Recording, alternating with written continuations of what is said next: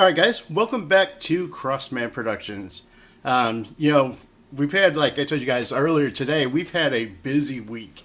We've had some, just some really awesome people come through. Again, I keep bringing, Steve Jordan's name up. Steve has just been introducing me to, just one amazing person after another. We just got to talking to Paul Allen, about an hour ago. And I have another guest that I'm really excited about talking, to. And some of you guys know her dad. So her dad, for those who used to watch Beverly Hills 90210, is Joe Tata, who played Nat, who ran the Peach Pit on Beverly Hills 90210. It's funny because back when, before social media, we used to schedule our time based on what shows were on TV that night. You didn't get to go live stream your show. So, there were shows like Beverly Hills, 90210, Friends, there's, shows out there that people would rush home to go see every night. That was, big in our culture.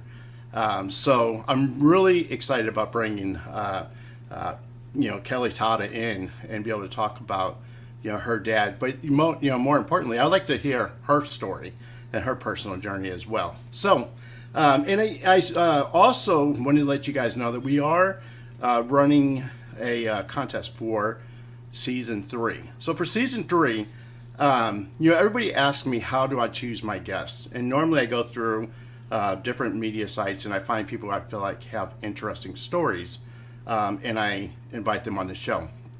But for season 3, what I want to do is, there's so many of you guys out there with amazing stories that I might overlook. So I'm going to run a contest for season 3. And this is what I want you guys to do. I want you to go to the YouTube channel, Crossman Product, and hit subscribe. Go to my Facebook and send me a friend request. And then in Instant Messenger, tell me a little bit about you and your story, and share your social media links. And what I'm going to do for season 3 is we're going to highlight an individual each week, and we're going to share their story. So if you guys are wanting to be on the show and share your story, that's the way to do it. So go subscribe to the YouTube, send me a friend request, and then instant message me with your story and your social media. Okay, now with that said, I am so excited about bringing my guest on. So I want to welcome Katharine Tata. What's up, Kelly? Hello. How are you doing today? I'm wonderful, Parks. How are you? I'm doing great. I'm excited about having you on the show. Like I said, Steve's been hitting me up for probably about a month now, and just introducing me to some of the most awesome people, with such amazing stories. And, I'm having a great time getting to sit down and talk to people. And so, Steve hit me up last week, and he's like, hey, listen, you got to get Kelly on the show, Kelly Tata. So, so we reached out, and, we talked a little bit, but I am excited that you're here to share your story. Thank you. I'm excited to talk to you, and Steven's a nice, yeah. So, we'll do, normally is we start kind of from the beginning. We'll talk about where you were born and raised, and what was life like for you growing up? I was born at Cedar Sinai. I mean, it's funny, super technical. 1980. To Joey Tata and Susan Tata, who was Susan Johnston before that. My mother, close to her. We lived in the Hollywood Hills, 8538 Hollywood Boulevard. I mean, things in Queens, like one street below my house, my dad's house, my house now. Anything. It was magical. growing up. My parents, very hardworking people, you know. Right. My grandparents immigrated here from on my father's side, from Syracuse, Sicily. So you kind of get an idea that Right.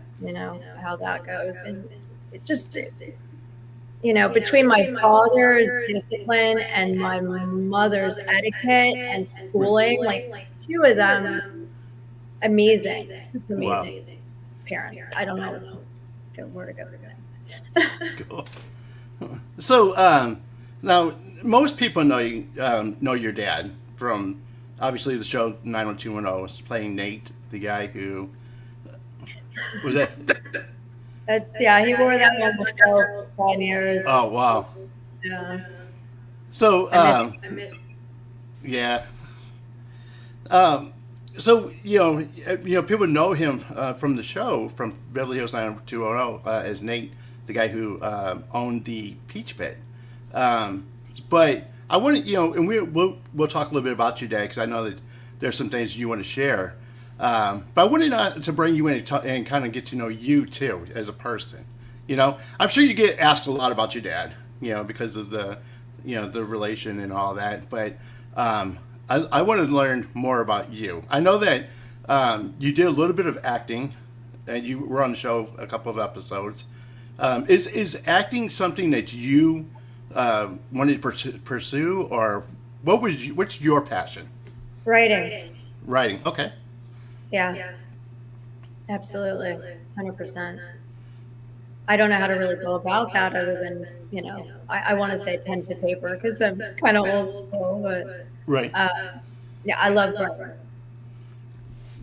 Was that something you started doing like in school, or did you pick that up later in life?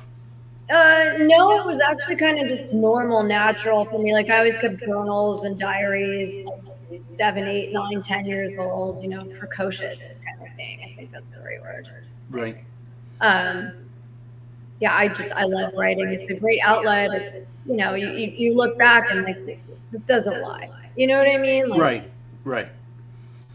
So, do you want to write books, or like scripts, or what? Is there like something specific that you'd like to get into? um, Jesus, if I said anything, would that be believable? No, definitely a book, Okay. uh, for sure. What exactly that is yet to be determined. Okay. Yeah. Um, so, have you done like anything like started writing or like? Um, yes. uh, Actually, real quick, funny. I said to my dad, like, when he was, around still, I was like, I want to write a book. He's like, I know. He's like, what about? And I said, the truth. And he's like, please don't. A lot. Anyway, no, I mean, I modeled a lot. I was with It Models, Paul Fisher, Paul Palmero, DZA, CNA, pick somebody, pretty much. I don't want to forget anyone. Allure model, Sean Brogan. I mean, this is, a couple of moons ago, but Okay. yeah. So, was that kind of like a passion of yours of getting into modeling? Um, I'm not 6 feet tall, but I did, like one runway show, which was fun. It was for Anthony Kiedis's, the singer of the Red Hot Chili Peppers, for his girlfriend at the time, Johanna Logan. I opened up the collection downtown LA. That was a good time. Okay. That's I pretty learned cool. the shoes never fit, and like, good luck or something like that. So what was that like? What was that experience like? It was great. I was honored. You know Cool. what I mean? I was Right. honored, obviously. Yeah. Because I used to go on, I used to go on calls all the time with an old friend of mine who's Mila Jovovich's cousin, Okay. Natalia Jovovich. And she's like, she'd way up here. And I'm like, going, I wonder who's going to book this one. I already knew. God bless. I was happy for her, but I'm not 5'9", so. But it was great. It was good stuff. Right. I'm grateful. So, do you think that models now, it seems like they're more diverse? I mean, used to be there. You had to be a certain size. You had to be a certain have a certain look or whatever. Do you think that's kind of that whole industry's kind of changed? Um, it seems to very much so have, yes, absolutely. If you weren't like this, you weren't working back then. Right. I mean, really, you know, uh, middle 90s, late 90s, early to mid 2000s, yeah. It was all that, if I may, heroin chic stuff, Right. Um, it wasn't the healthiest, maybe, situation, but it was what it was. I don't make rules.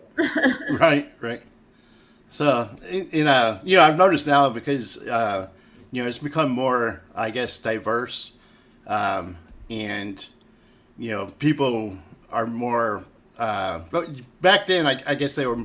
I don't say they were body conscious, but now people are more open to just share who they really are and don't have to feel like that they have to fit a certain mold, which is great for the industry, and it's also better for women in society too. That they're learning that you don't have to fit a specific image, to be beautiful. No, absolutely not. I'm always trying to gain weight, so, Right. but, yeah, no, I agree completely. And, I think everybody's beautiful. And so I've never met a person and been like, wow, they're just disgusting. No, it's in here. Right. In here, in here. So, Cool. yeah. So, did you? And you've done a couple. How many episodes did you do on Beverly Hills? I didn't. I auditioned for the role of Luke Perry's sister Oh, with okay. Diane Young. Um, I guess I was a little too Shannon-esque for sorority, bless her heart and good soul. Yeah. I hope she's all right. I cared very much. She was like a big sister to me, but um, they ended up going with a redhead that was much younger, and that's what they did. Right. Okay. Yeah. So no, I was never on the show. Grew up on the set, absolutely, but Right. yeah. So, being on the set, what was that? What was that like for you growing up? It was fun. It was a good time. I mean, it was like, I'll reiterate. The show started when I was 10 and it ended when I was 20. Okay. So huge chunk of my life right there. But yeah, I mean, we would hang out like who wasn't working, we'd hang out kind of thing. If that was, you know, Right. yeah, what was going on, because I understood there was business going on, Right. right. So, and anyway.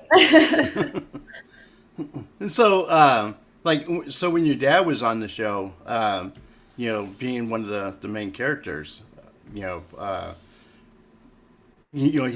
spent a lot of time there. What was that kind of like having a dad that was that everybody kind of knew?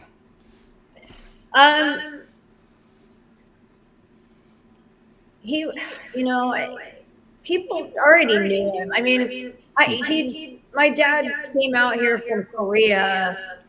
He did underwater demolition for a year. Came out here on the GI Bill. Worked across the street from the Tiki Lounge, Medved's Pelton, and had 88 credits to his name prior to Wow. the one out. So people knew who he was. He was Yeah. absolutely a character actor and very much went to it. I think his first agent's name was Greenfield. He called him Greenie. And yeah. Anyway, yeah. Wow. I didn't realize he's done like 88 projects. That's a lot. Yeah, I mean, like Rockford Files, Streets of San Francisco. He did that Woody Allen movie, Everything You Want to Know About Sex But We're Afraid to Ask, the like, old Sicilian scene or whatever. Right. But, Okay. Cool. Cool. So, you know, was once you were on there, did you have something that you particularly wanted to do growing up? Um, well, I mean, I wanted to write, but as soon as there was a camera in front of me, it ended up being modeling. It just And kind of model, went that way. You know, right? and and then I did like it was a Pepsi commercial for BBDO New York. Samuel Bear, which will tell you maybe what year that was or something. Politely honest like that. But and I remember watching it at Hugh Hefner's house, and everyone's like, "Oh, Kelly's on the Super Bowl!" Come, it was so much fun. It was Right. actually a really good time. Yeah, but I think I was the only person he didn't yell at, to be honest. Yeah. Well, so what's your most memorable moment growing up? What was your favorite moment? Can you be a little more specific? Or Just like maybe a time with your dad, or just what a time in your life where going through some of the stuff you're going through. What is your most memorable moment? wow, so many. Um, I think actually, you know what? There's a couple, but like when my dad took me to the Charlton Heston celebrity gun shoot in '94, which I believe was the last one. Like the whole cast was invited. I was 14 with a camera, and some people were like, that kind of thing. And I'm like, I don't get it. Sorry, flip off. You know what I mean? Right, right. Whatever. My dad was good friends with Richie Lynch, and he would joke with him. He was like, "What are you complaining about? You got more work after the fire," kind of thing. That's how close they were, and they'd laugh their asses off. Excuse my Right. language. Um, yeah, and his son Chris Lynch and all that good stuff. Michael Dudikoff was there that year. My not real uncle Ronnie Masak, who was on Murder She Wrote, surrogate uncle, was the MC. Beverly Johnson, the model, God, I can't remember exactly what the title was. I don't want to mess that up, but yeah, it was a good time. That was memorable. I mean, because like Luke Perry was there. I don't hate the Right. first and last name thing, but I guess I got to do that, huh? Wow. Um, and Jason Priestley was there.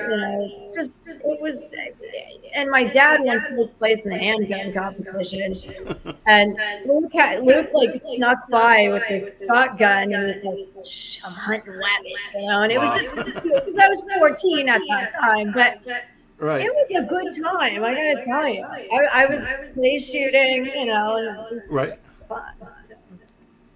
You bring up a good point too. Because you grew up on the set. Now people don't realize how big during its prime Beverly Hills 90210 was. I mean, it was huge. It was one of the things that people rushed home to go watch. And they always wanted to. The next day they come back and talk about what happened. On the show. Being somebody who was on the set and hanging around with people, that group and at their, I don't say that they're prime because they're doing a lot of stuff now. A lot of them are still doing stuff, but during that time, what was that like? It was fun. I mean, it was fun. You know what I mean? Like, Right. my dad always explained to me there's show and there's business. Show, little word, business, big Right. word. So, you know what I mean? Yeah. So I kind of got that part. And,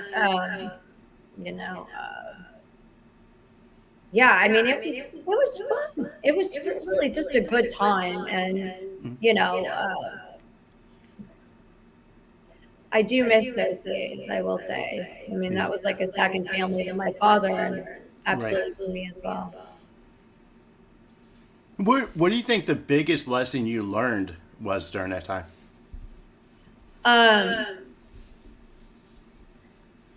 Wow, it's a good question. How things change, I guess. You know what I mean?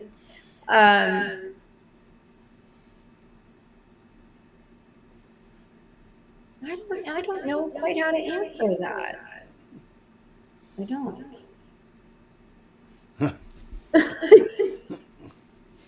I just kind of don't. Well, Wow. All right, somebody did homework or something like that. No, I just it was humbling. It was I don't know. I mean, I was young, but like right. say it was humbling. That's kind of a big word. I don't. Wow, I don't know how to really answer. I mean, like I said, Shannon Doherty, bless her heart and good soul, was like a big sister to me, and Right. um, I miss her dearly. You know, she was wonderful to me, and you know, we used to hang out outside the set, and you know, Right.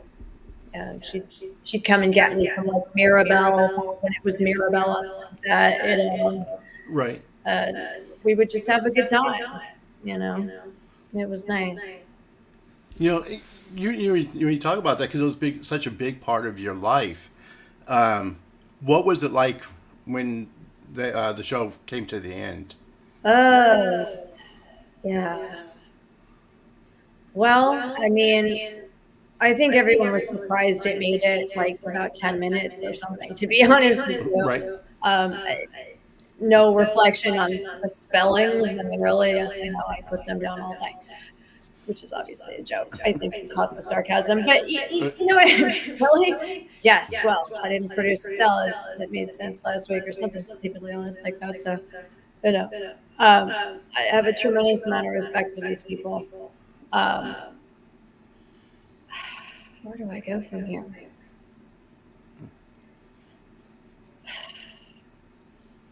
I don't know. So, when it came to when it came to an end, I mean, I Yeah, can imagine. it was tough. Yeah. I mean, when High Mountain Ranges ended, I was 7 or something with Robert Conrad. Oh, You know what yeah. I mean? Like, right, I cried. So trust me, I was like, oh no, like, you know, yeah, um, yeah, it was tough. Obviously, more difficult for my father than myself, but it was so fun. Right. And I always say, like, Tori Spelling is the most lucky woman in the world because even though it was a show, Right. uh, my father walked her down the aisle, something I never had the chance to do with him myself. Wow. But she loved my father. They all, Wow. yeah. So, and that was one of the episodes from Beverly Hills where he walked Tori Spelling's character down the aisle. That's yeah, I remember that. Yeah, Wow. lucky. So after Beverly Hills was over, where did your dad do from there? Guest spots, obviously, you know, like, I think he did some Charmed episodes. You know, things Okay. kind of intertwine. You know what I mean? Things kind of intertwine. Right. So yeah, I mean, I don't know. I'd have to have this very long, extensive resume in front of me to tell you that. Yeah. But yeah, he was just so happy to work. You know, bottom line. Being that you were, involved in this, like pretty much, your whole life, different shows that you got to see, be on the set of, and different casts that you got to be around. What's the biggest advice that you would give someone who's trying to get into that industry? Um, my dad actually wrote a book called Hope that covered all of that, but I don't. It's probably in storage somewhere. Um, um, yeah. Um,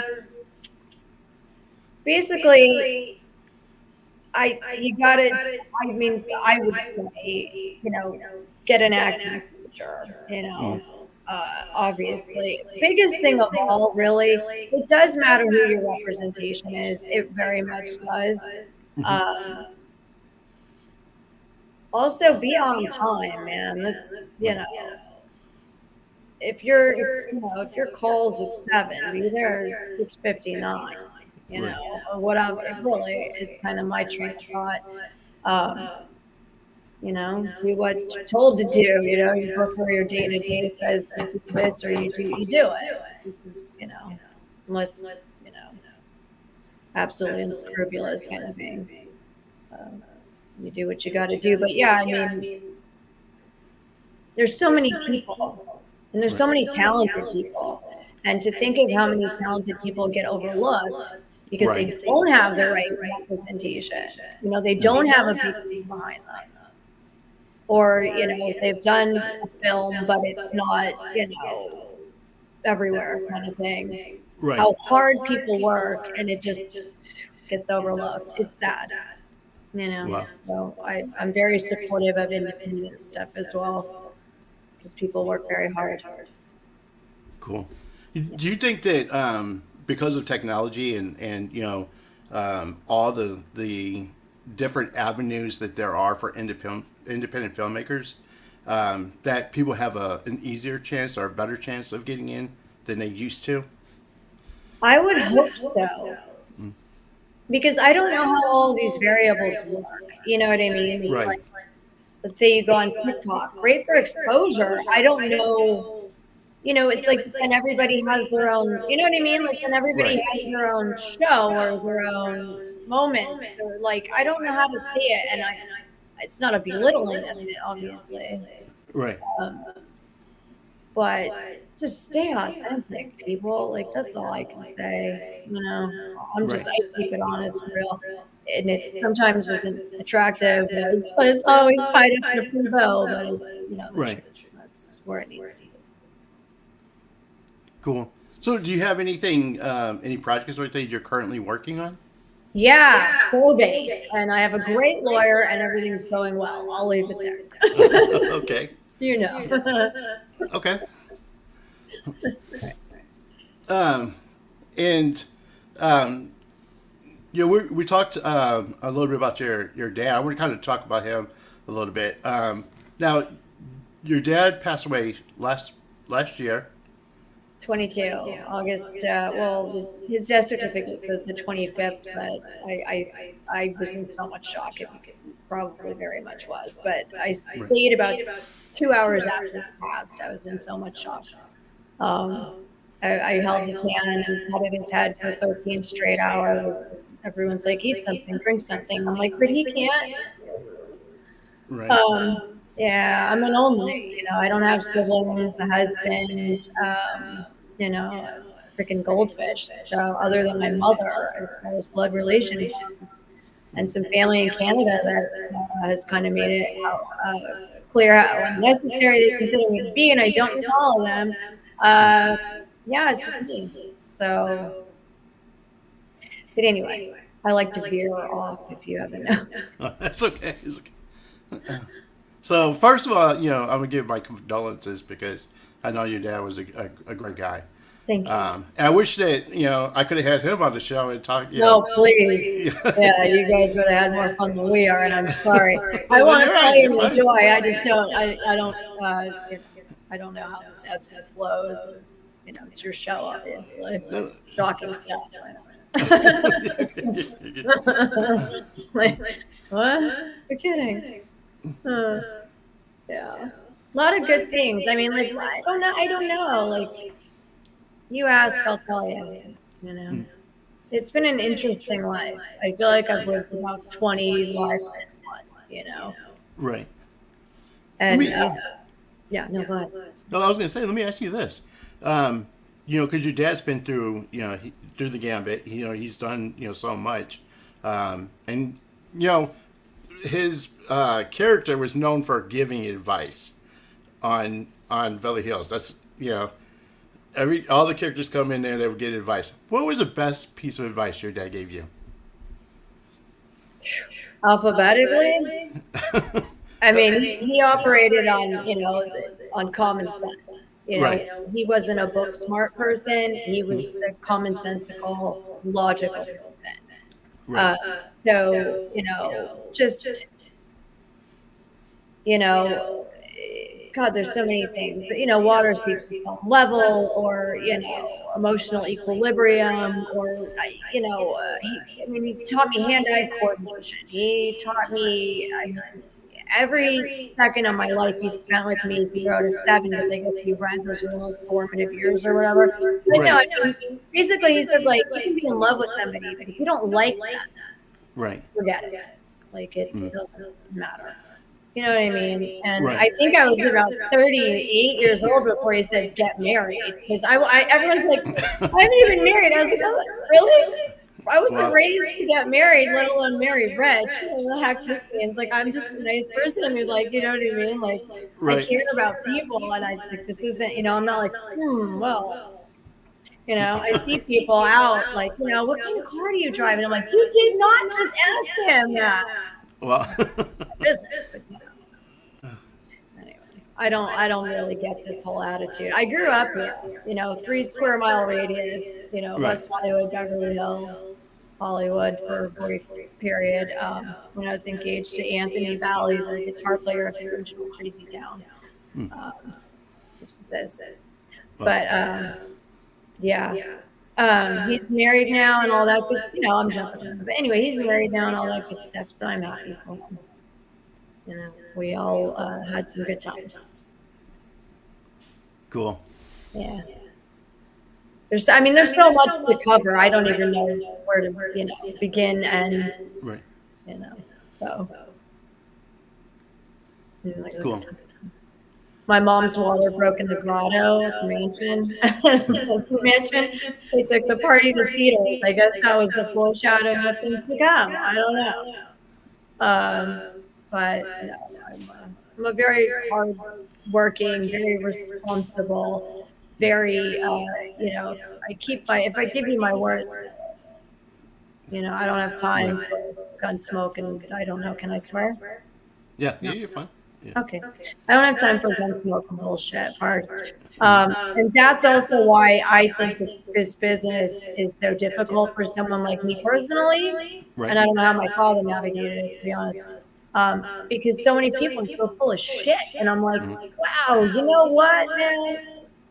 I'm good. Like, Right. you don't want to know me. I don't like you. You don't like me. Not in that order. Right. Whatever. You know what I mean? Like, Right. I don't know. It's just there's so much baloney that goes on, but it's par for the course. It's the dog and pony show and all that stuff. So Yeah. it is. It seems like it's more difficult now to be in that, and kind of in that circle in Hollywood, with, I would say, with the woke crowd, the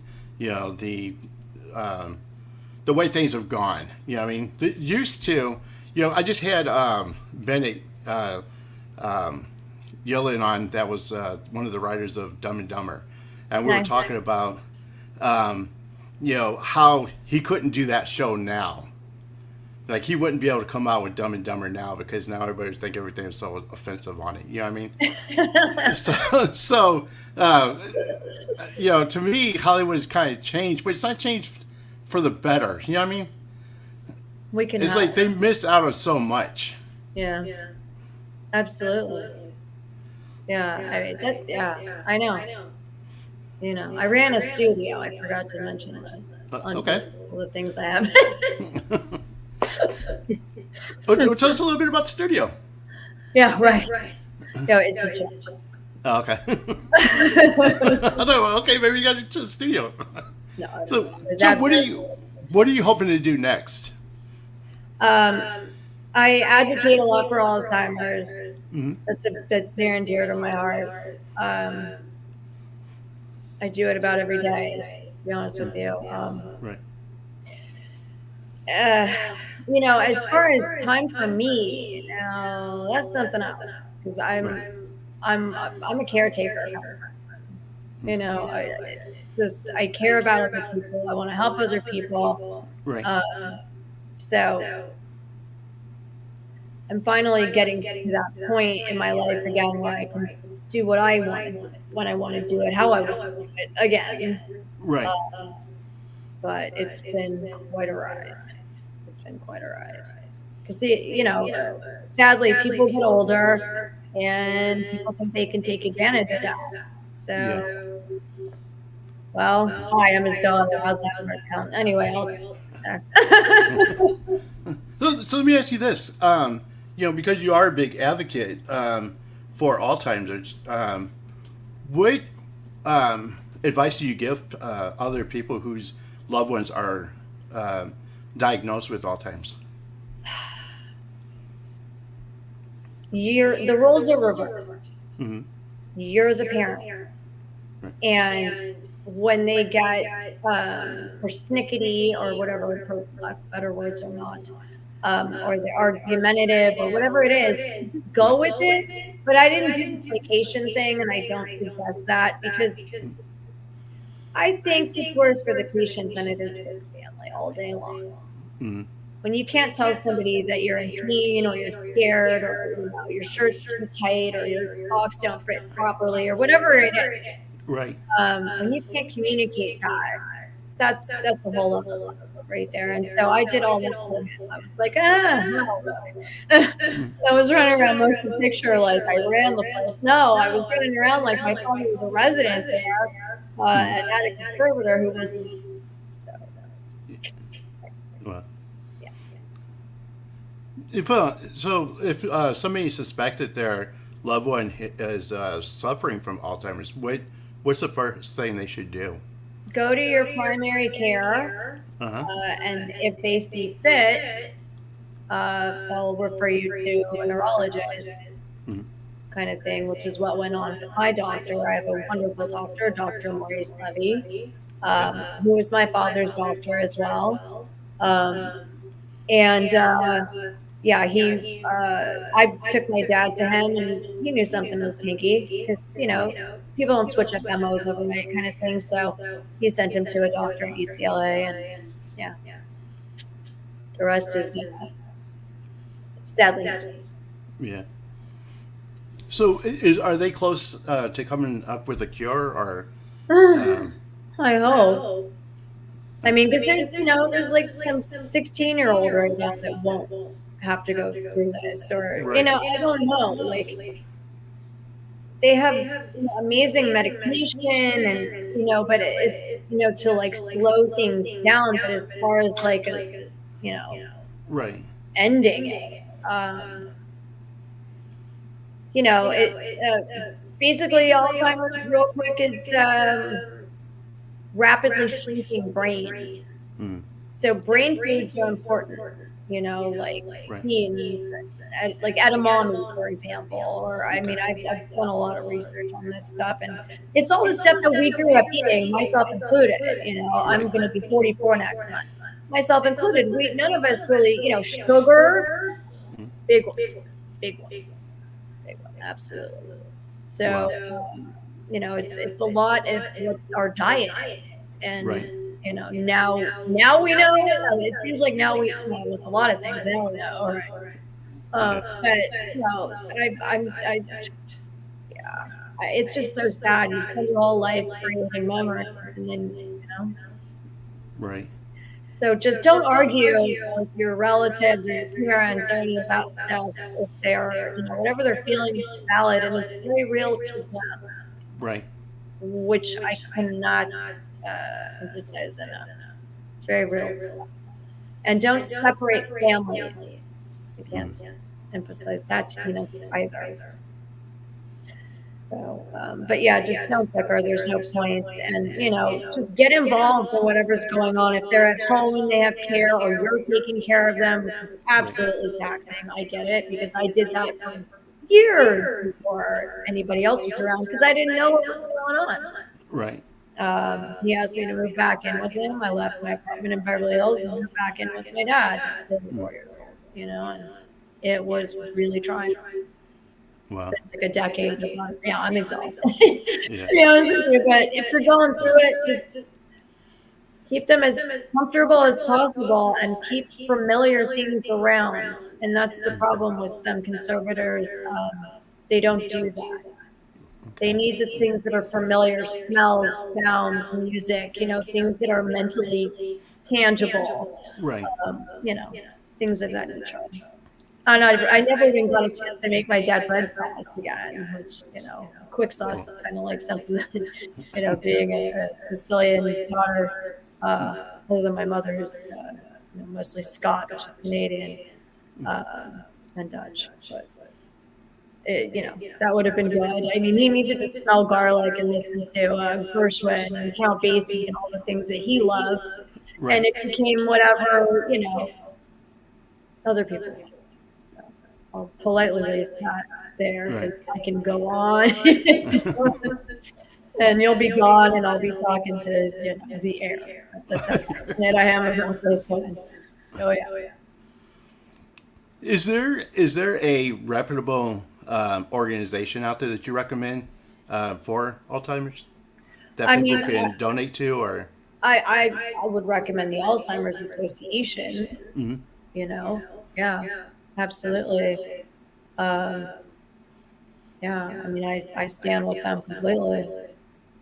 Um, yeah, Cool. whatever I can do, which, um, is whatever I can do kind of thing. But everybody can make a difference, whatever it is. Right. And it's worth it. And whatever, it's not Alzheimer's, if it's cancer, if it's, Parkinson's, if it's, the list goes on. Right. Um, just get involved in it because you never know. You could be changing some kid's life right now that's being born. They might not Right. have to go through it. That's Yeah. really all I can say. Because it's not just about being wed to all pain. It's about looking out for other people. Otherwise, what's the point to any of this? Exactly. Yeah. Absolutely. Like we have to look at ourselves in the mirror at the end of the day. Right. So, yeah. Well, cool. Cool. Yeah. I lost my mom to cancer. My mom passed from breast cancer. So I know how difficult it is to lose a parent, especially when you're really close to. I was really close to my mom. So Sorry. yeah. My mom had breast cancer and a mastectomy, but she was all right after that, thank God. Yeah. So, if I may, your mother's metastasized, right? Kind of thing. It Do what? metastasized? Yeah. It spread to our brain. No, Yeah. my God. Yeah. Sorry. So yeah, I mean it's tough. It's tough as a kid watching, and losing a parent like that. So I'm really um, sorry. like I said, my heart goes out to you, and what you've been through. So if you, because I know you're a big advocate for Alzheimer's. Do you have like a program or something that people can get involved in, or? I mean, Facebook, you can check me out and I can guide you, Okay. to, what I mean? I'm Right. not going to be like, I'm the, poster child for, I do Right. whatever. Purple means I'm not wearing purple right now, but purple means you've lost somebody to the disease. So I wear that once in a while, obviously. And that's why I do the purple hearts on Facebook. Okay. And the pink is for my mom for cancer. Right. Because she, had it as like your mother. I'm so Right. sorry. But yeah, like so many people that you can help, not just me, but you. Right. You can help a whole lot of people.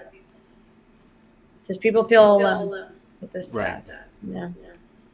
Yeah. So, for you guys watching, we want you to know that you're not alone. And there are programs out there to help.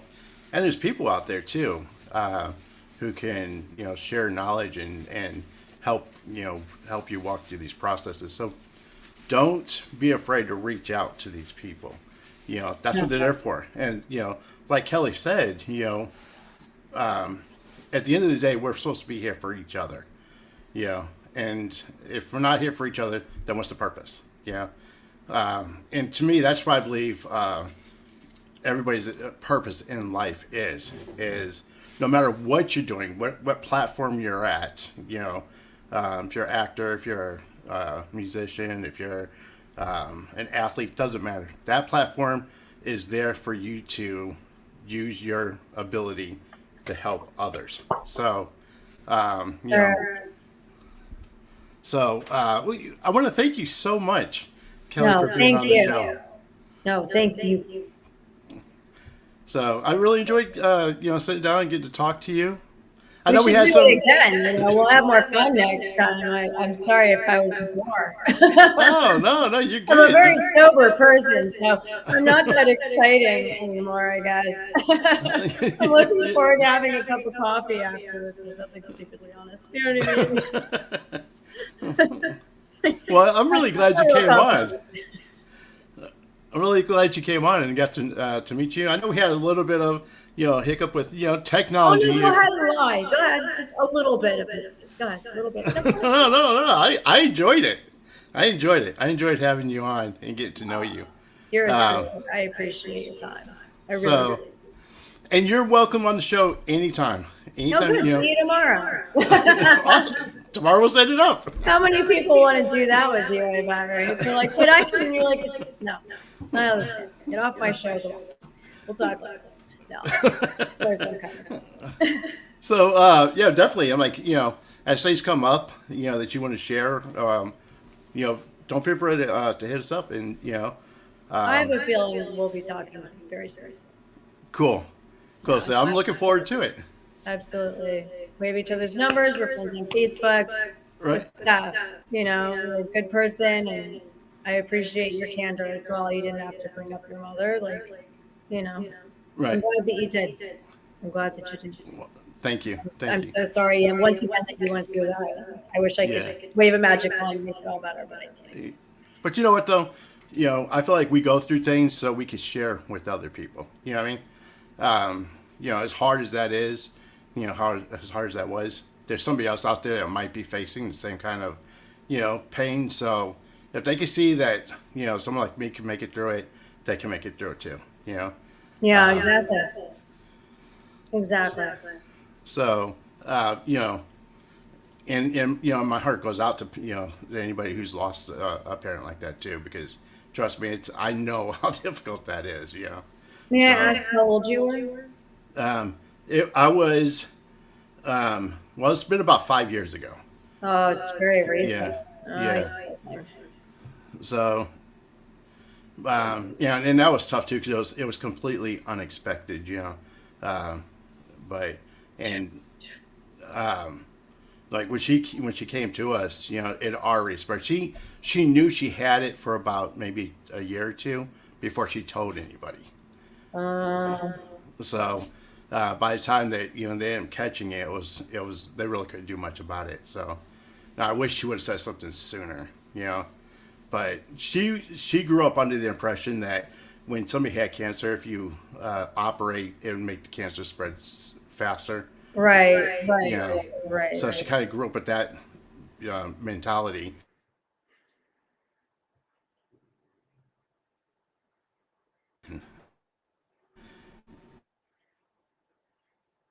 Somebody made that fair.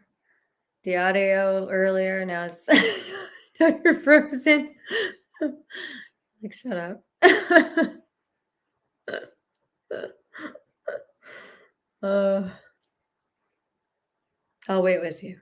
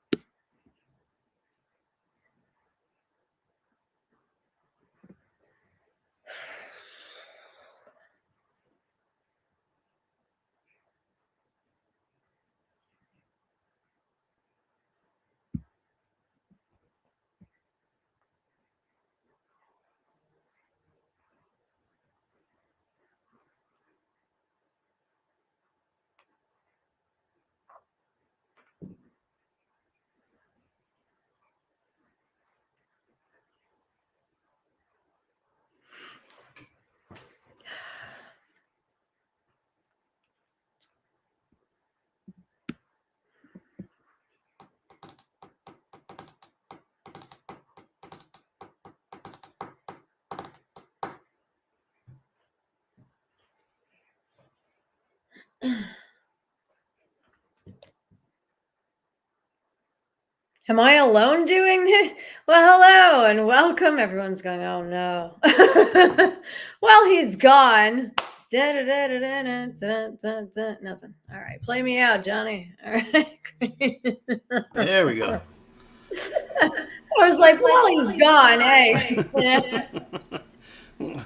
Sorry about that. I don't know what. Every so often, it just wants to kick me out. I don't know. Maybe it gets tired of me being on. I don't know. Just every so often it just boots me. Well, there's a whole lot of people that better not be sick of you being on. A lot of heart, and it's to be admired. Really. Cool. Well, I appreciate that. So before it kicks me again, I want to say again, thank you so much for being on. And we've got to do this again. So I have to, we'll work on another date and time to bring you back on, and maybe even have you co-host the show with me. Hey, I'd love to. So we'll bring in somebody, and then we'll both be able to sit down and talk to them. So Yeah. that'd be a lot of fun. Yeah, it would be. Ooh, could we pick? You're like later, Kelly. Later. Right? Hey, we're doing a new contest. So I'm going to do we're going to spotlight a guest each week. I'm going to find somebody who's got like a really good story, and then we're going to bring them in, and then we'll share their story, and maybe you and I together we'll interview them. So that would be awesome. Cool. Yeah. All right, guys. Until the next episode, guys. Remember, you are uniquely designed with a purpose, and always keep moving forward. Peace.